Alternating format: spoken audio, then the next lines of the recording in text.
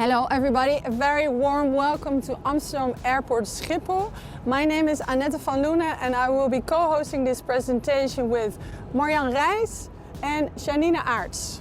I had the pleasure of visiting and joining the Future Travel Experience last year in Las Vegas and met many of you in person and would have loved to meet you, of course, today in person as well. Unfortunately, times have changed and I have the golden opportunity to stand in front of you and present two of our contactless solutions here at Schiphol Airport.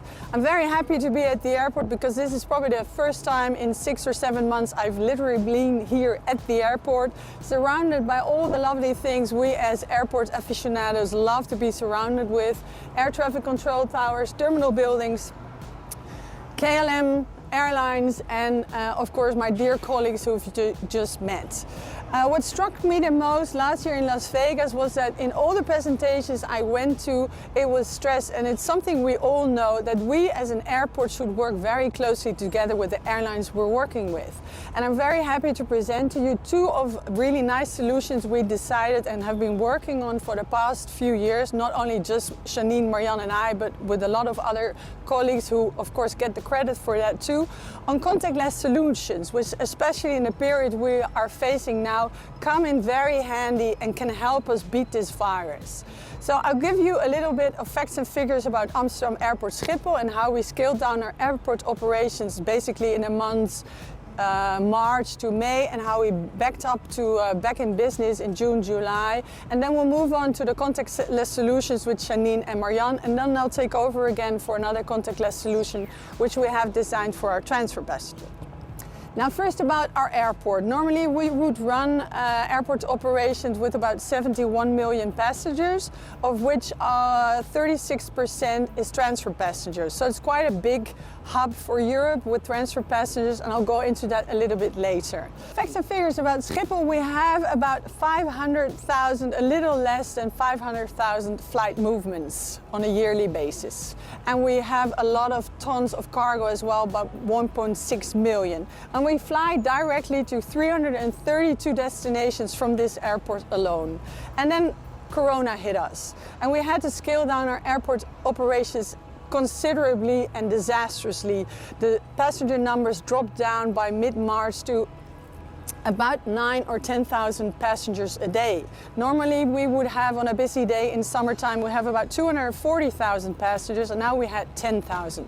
So what we did, we scaled airport operations considerably. We stayed open, the airport was open all the time, but we focused only on departures in Departure Hall 2 and on the E, D and the C gate. What we did was took the opportunity to do our maintenance in the parts that were closed off, and otherwise we run operations as smoothly as possible. Operating the airport, we of course had to abide by the rules the Dutch government made. And first of all, we introduced a 1.5 meter distancing. So social distancing was in place as soon as the lockdown started. Everywhere we needed to distance ourselves from our next passenger 1.5 meters.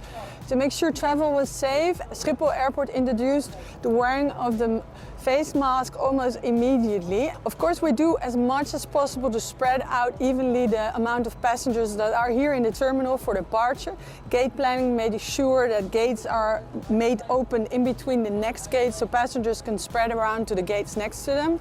And of course, we have sanitizing zones everywhere for everybody to clean their hands, and we even have UV sanitizing zones where you can clean your personal equipment like iPhones and iPads. What we also do is work closely together with the Dutch government, of course, and also in international aviation industry to make sure that everybody finds out what forms they need when they're flying to what destination. Within Europe, there's a whole group of destinations that need different forms. So within the international government and the European Union, we try to make the guidelines as best as possible so everybody knows what form they need when they're flying where. Besides that, we had sanitizing zones, and we've been working on the contactless solutions we had in place already, and now they become even more useful for passengers to travel safely without touching any screens or any apparatus, so they can stay clear of catching the virus. So the good news is that we had already designed these contactless solutions, but now they become very useful. And before I hand over to Marjan and Jeanine in Departure Hall 1, I would like to tell you that we keep on building and innovating for new solutions to be found to make airline travel safer, not only for us as an airport, but work closely together with the airlines as well. We are still in the midst of rebuilding the airport. We haven't stopped. We slowed down some of our major developments. We are right in the middle of building an A pier, and we were supposed to build a new terminal building, but for now we have stopped the terminal building but are building the A pier. And we are rebuilding the terminal building for Departure Hall. Jeanine and Marjan will show you in a minute. It's a bit messy, but everything is still in operation. And you have to keep in mind, like I said before, the rules and regulations here is the airport is that everybody should wear a face mask. So Marjan and Jeanine, which you just met, will wear a face mask, and so will I in the further on presentation, so you know why that is. If you have any questions after this presentation, please do not hesitate to contact us. Of course, we shall share our contact details with us. And I would like to stress this is not something Jeanine, Marjan and I did, but we work closely together with a big group within Schiphol Airport and most of all with our airlines as well. So now I'll move over to Marjan and Jeanine, who are in Departure Hall 1, and they will take you through the first contactless solution we designed, and that's the self-service drop-off for passengers in Departures Hall traveling in Schengen. As we all know, the number of passengers has been growing constantly in the past years. We were facing capacity issues in many areas at the airport. We simply couldn't build additional terminal capacity fast enough, so we had to find other solutions. We had to be creative and optimizing the use of the current square meters and assets at Schiphol Airport. With our digital ambitions, we were forced to focus on bytes instead of bricks. In our concept of operations, we focus on staff-independent, common-use solutions. Furthermore, we are investigating which process steps can be done off-airport. What can be done by a passenger at home, what can be done at its own device, or what can be done on a remote location or at a kiosk. We would like our passengers to come to Schiphol as prepared as possible. This will create a more predictable passenger journey at Schiphol. So the time spent here at the airport is only spent on mandatory location-based processes. One of the areas where we face capacity issues is the Departure Hall. Departure Hall 1 specifically. We are currently renovating this hall by building an extra floor to create additional security capacity. However, space on the ground floor where the check-in and backdrop process takes place is still limited. So we had to be creative again and see how we could solve that. What steps really have to be done at these expensive, scarce square meters in the terminal, and which steps can be done in advance, at home or at an airport kiosk? In the past years, we already saw a shift in the check-in process. It used to be kind of one-stop shop where the passenger came to a manned check-in desk and the airline agent assisted with the seat allocation, the boarding card printing, the bag tag printing, and finally inserting the luggage into the baggage systems. We all know nowadays it's just backdrop you do here at the check-in hall, and most of the other steps you already did in advance.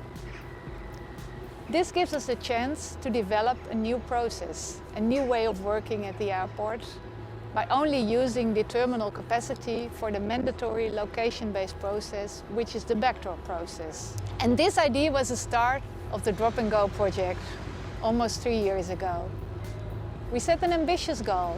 What we wanted is that each passenger could come to the hall and drop their luggage at any location they wanted, independent of airline or destination. Of course, this is a huge change in the process, especially for the current handlers and airlines operating in this hall. So we decided it was necessary to do this as a co-creation with our airlines and our handlers. My colleague Jeanine Aarts has led the project team of Drop and Go in the past 3 years. She will tell and show you our Drop and Go story in the Departure Hall. Well, welcome in Departure Hall 1. I'm here to explain to you the Drop and Go concept, which is self-service and contactless. We did it in very close cooperation with airlines, handlers and IT departments. What's very good to know is that we had contact with the operational levels of the handlers and airlines and the IT departments, but also with the headquarters for the more strategical topics. We have recently opened up the whole area due to the COVID pandemic to make it more even contactless, and I will explain later on how the process will go in depth. The challenges we faced was to make this whole operation standard. So every airline works in the same method, in the same way, and they don't have any special topics in the IT part to handle passengers.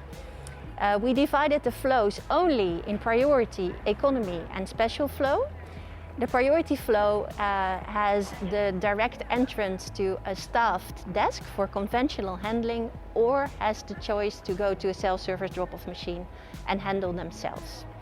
The economy passenger enters this area over here and directly goes to a kiosk for a boarding card and a bag tag, and then goes to the self-service drop-off machine. Everybody we contain in the special flow are people with surfboards, for instance, or odd size, and they are redirected to a conventional desk for conventional handling. Benefits of this new way of working are cost reduction, because the old way of working, we used to have 19 airline staff handling personnel over here, and now we can do it with 6. It's an all-day open check-in, so that means that the passenger is able to pass through security after they dropped off their luggage and have a cup of coffee. It's a more stable process because it's not depending on staffing of the handler. And what the most important topic is, of course, is that it's fully contactless. Because of the self-service contact, we only staffed the most key position, meaning the repair flow, so the passenger helps themselves in this system to drop off their luggage, and in case something goes wrong, the passenger is reassigned to a conventional check-in desk where he is helped by the handler who is there on behalf of the airline. I will guide you through the process step by step. I have a boarding pass on my phone, and I will show you how we operate this in Amsterdam. Now we can print out a bag tag, attach it to the bag, and now we will drop off the luggage.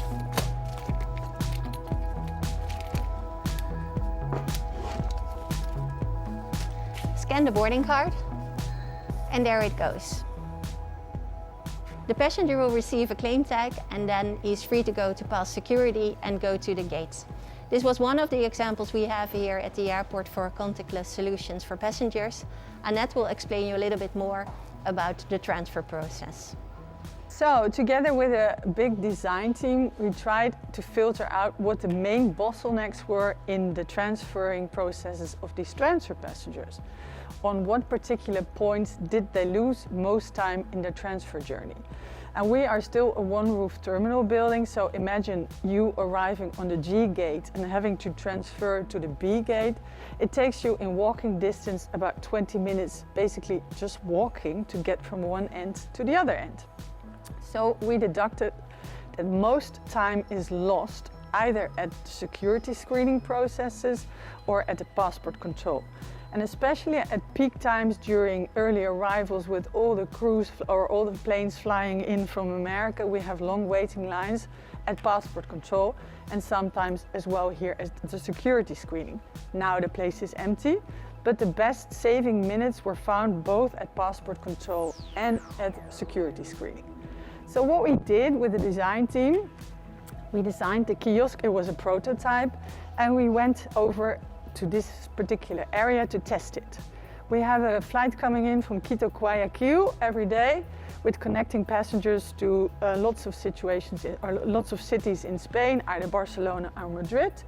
And we stood here with our design team, and first we placed the kiosk on the right hand side of us, next to the flight information, and all these passengers ran past it. So we said, okay, this is not the right spot.